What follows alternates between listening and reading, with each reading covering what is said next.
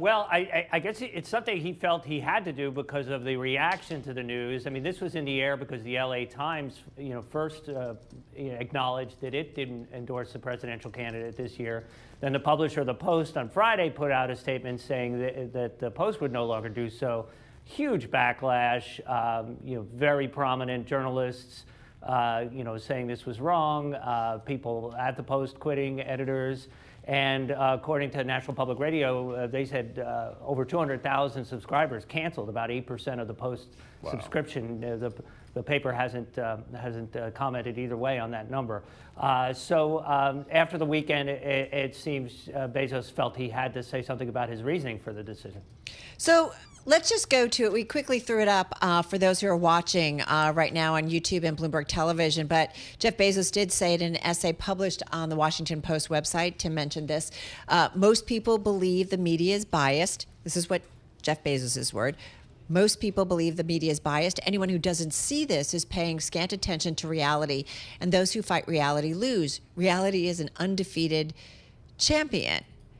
So I'm trying to understand this. I guess the takeaway here is, Chris, that if you put out an endorsement, everyone's going to assume that everything you do has some bias to it. But many would argue that this is why we have opinion pages, right? And that's where these things usually lie. And most people understand it's an opinion, it's a position. So I just do wonder, what does this mean for media going forward, where this has been just such a kind of important part of the cycle, maybe, and maybe understanding, media weighing in on various candidates? Yeah, I mean, there is definitely a trend. Even before the LA Times, other papers stopped doing endorsements. Bezos definitely tried to frame this as part of a bigger picture thing that people are losing faith in the media. People are now turning to podcasts and social media posts that are not researched, not fact-checked at all. And if you're going to combat that, you have to be sort of hyper independent and not take sides in decisions like this. Now, the criticism of this decision, including from Marty Baron, a very sort of well thought of former editor of the Post, was that if that's your decision, but why make it 2 weeks before the election?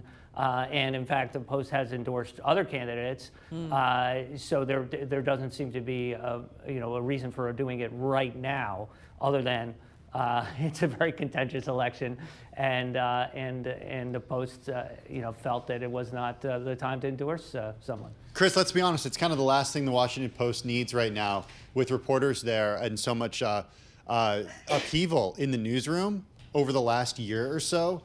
Just in the last 30 seconds we have with you, give us an idea of what this means for reporters, not on the editorials or opinions side, but on the reporting side.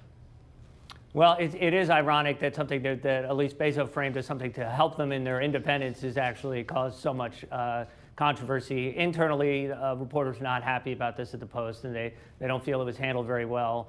And so it's just another problem for the paper at this difficult time.